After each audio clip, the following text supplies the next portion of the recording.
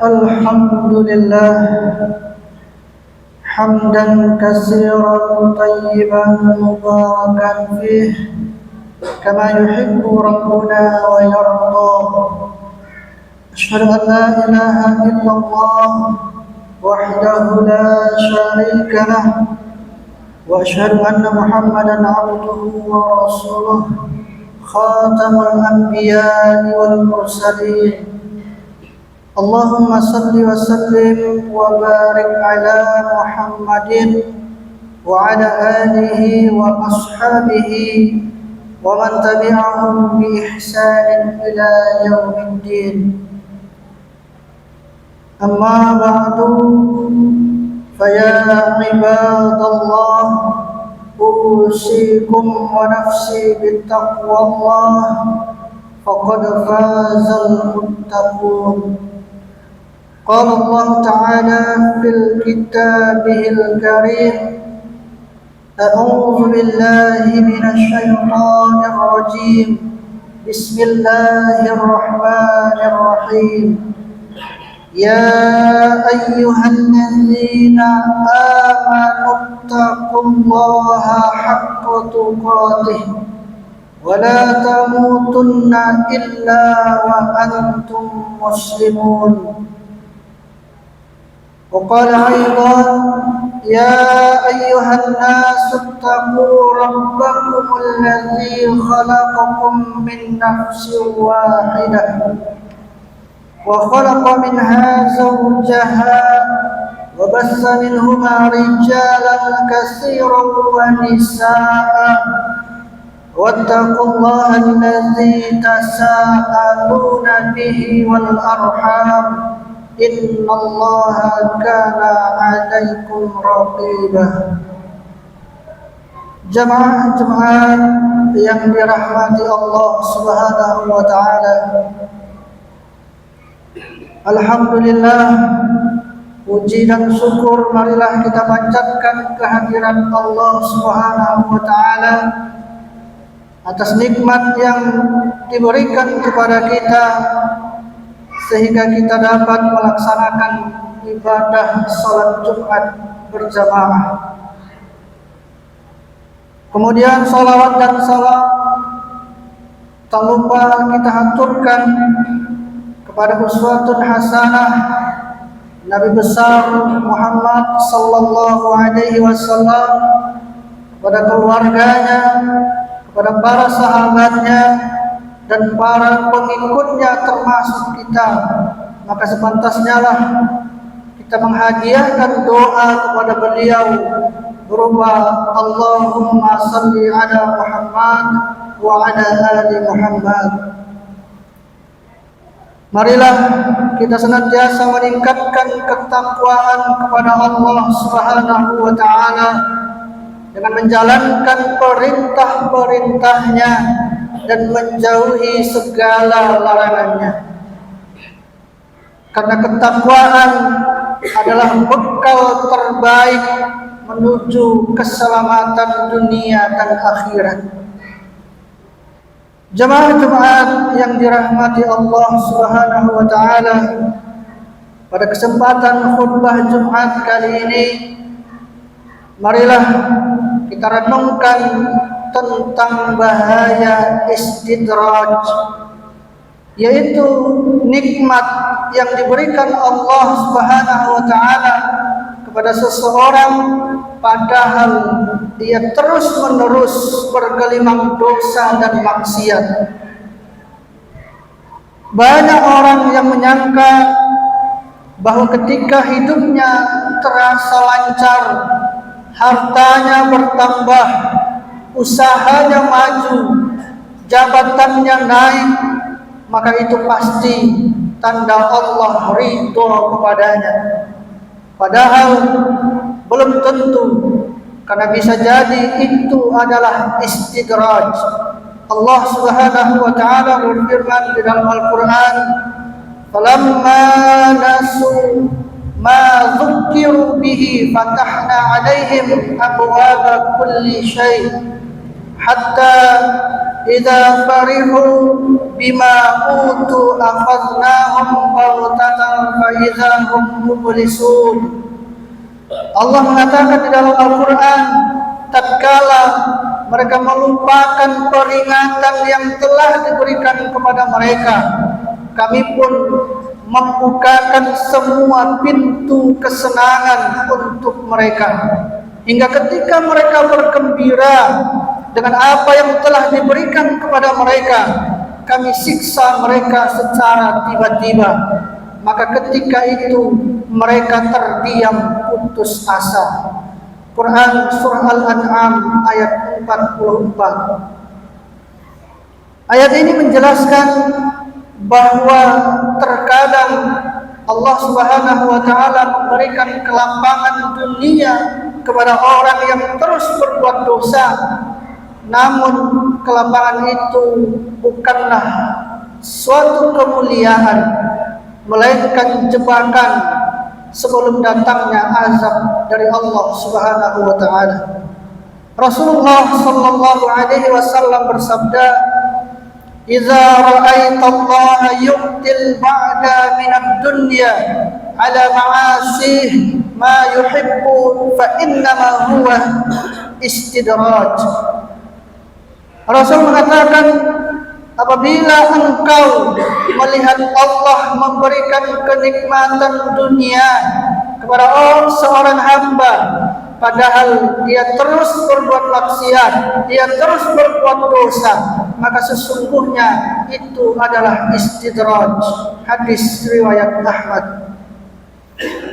Jemaah-jemaah yang dirahmati Allah Subhanahu wa taala, istidraj sangat berbahaya karena membuat hati menjadi lalai. Seseorang merasa aman dari murka Allah, dia terus melakukan dosa, terus melakukan maksiat, tetapi tetap sehat. Dia terus melakukan dosa, tetapi kekayaannya terus bertambah, terus melaksanakan maksiat, tetapi terus dihormati oleh orang lain. Akhirnya ia mengira Allah Subhanahu wa taala telah mencintainya, padahal ukuran kemuliaan di sisi Allah bukan banyaknya harta, bukan tingginya jabatan atau kemewahan dunia, melainkan ketakwaan kepada Allah Subhanahu wa taala. Allah Subhanahu wa taala berfirman, "Inna akramakum indallahi atqakum." Sesungguhnya yang paling mulia di sisi Allah adalah yang paling bertakwa. Quran Surah Al-Hujurat ayat 13. Karena itu jangan sampai kita tertipu oleh nikmatnya dunia. Bisa jadi kita memiliki rumah yang mewah, rumah yang besar dan megah, tetapi jauh dari sholat. Bisa jadi kita mempunyai usaha yang lancar, tetapi penuh dengan riba dan kecurangan. Bisa jadi kita terkenal di mana-mana, tetapi masih gemar membuka aurat dan menyebar kemaksiatan. Semua itu bukanlah jaminan keselamatan dari Allah Subhanahu wa taala. Jemaah-jemaah yang dirahmati Allah Subhanahu wa taala, di antara tanda bahwa seseorang masih berada dalam limpahan rahmat Allah Subhanahu wa taala ialah apabila hatinya mudah menerima suatu nasihat, ringan untuk bertaubat ketika terjatuh dalam dosa, terjatuh dalam kemaksiatan, semangat dalam beribadah, serta memiliki rasa takut kepada Allah Subhanahu wa taala sehingga senantiasa berusaha menjauhi kemaksiatan. Hati yang demikian adalah hati yang masih hidup dan senantiasa mendapat bimbingan dari Allah Subhanahu wa taala. Akan tetapi sebaliknya, hendaknya kita merasa khawatir apabila pada diri kita mulai tampak tanda-tanda istidraj, yaitu keadaan ketika Allah Subhanahu wa taala memberikan kenikmatan pada seseorang hamba, sementara dia terus tenggelam dalam kemaksiatan, terus tenggelam dalam dosa tanpa menyadari bahwa kenikmatan itu justru menjadi jalan menuju azabnya Allah Subhanahu wa taala.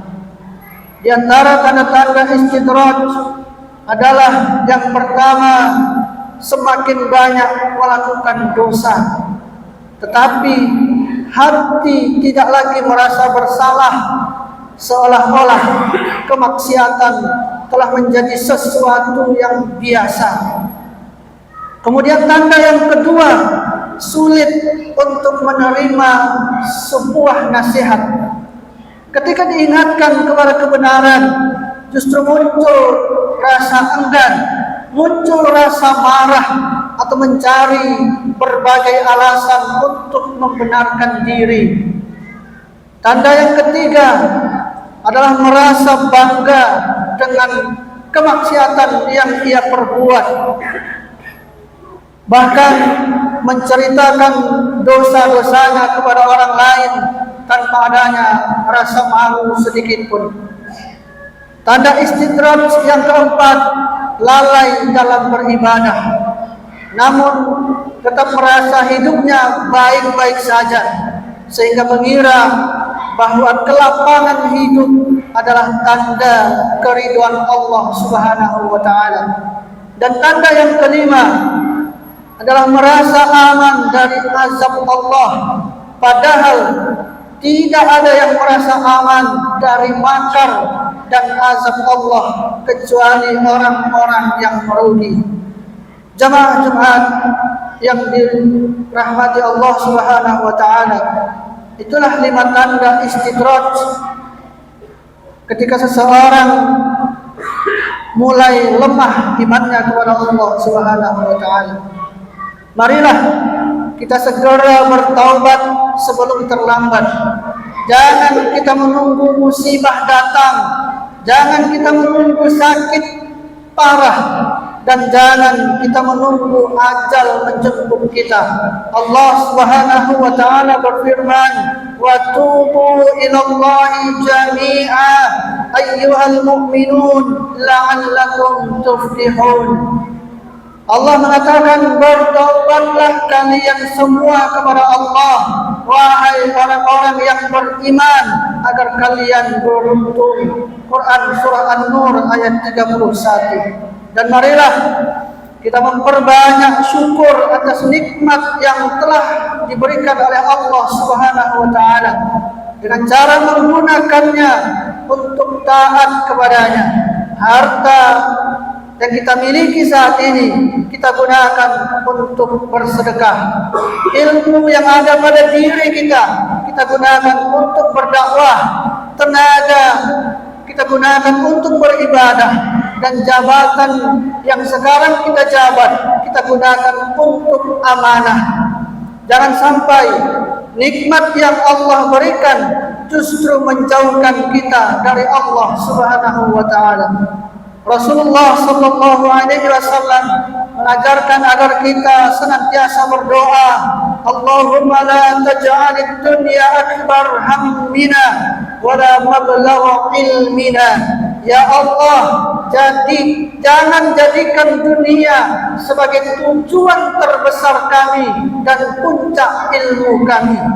Semoga Allah menjaga kita dari istidraj, melembutkan hati kita untuk menerima sebuah hidayah, dan menggolongkan kita sebagai hamba-hamba yang bersyukur atas nikmat yang diberikan oleh Allah Subhanahu wa taala. Amin ya rabbal alamin. Aqulu qouli hadza wa astaghfirullah li wa lakum fastaghfiruh innahu huwal ghafurur rahim.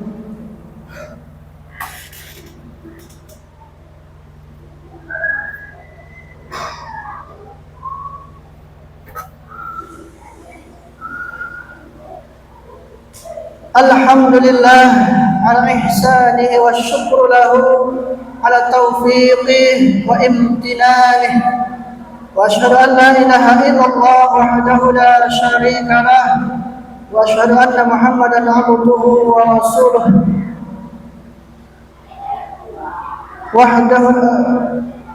اللهم صل على محمد وعلى آله وأصحابه وسلم تسليما كثيرا. أما بعد، فيا أيها الناس اتقوا الله فيما أمر وانتهوا عما نهى، واعلموا أن الله أمركم بأمر بدا فيه بنفسه وثنى بملائكته المسبحة بقدسه، وقال تعالى: إن الله وملائكته يصلون على النبي يا أيها الذين آمنوا صلوا عليه وسلموا تسليما. اللهم صل على محمد وعلى آل محمد كما صليت على إبراهيم وآل إبراهيم، وبارك على محمد وآل محمد كما باركت على إبراهيم وآل إبراهيم إنك حميد مجيد. اللهم اغفر للمؤمنين والمؤمنات والمسلمين والمسلمات الأحياء منهم والأموات. اللهم أعز الإسلام والمسلمين وأذل الشرك والمشركين، وانصر عبادك الموحدين، وانصر من نصر الدين، واخذل من خذل المسلمين، ودمر أعداء الدين، واعلي كلماتك إلى يوم الدين. اللهم ادفع عنا البلاء والوباء والزلازل والمحن وسوء الفتنة والمحن ما ظهر منها وما بطن عن بلدنا إندونيسيا خاصة وسائر البلدان المسلمين عامة يا رب العالمين. ربنا ظلمنا أنفسنا وإن لم تغفر لنا وترحمنا لنكونن من الخاسرين. ربنا آتنا في الدنيا حسنة وفي الآخرة حسنة وقنا عذاب النار. عباد الله، إن الله يأمر بالعدل والإحسان وإيتاء ذي القربى وينهى عن الفحشاء والمنكر والبغي يعظكم لعلكم تذكرون. واذكروا الله العظيم يذكركم واشكروه على نعمه يزدكم ولذكر الله أكبر. أقيموا الصلاة.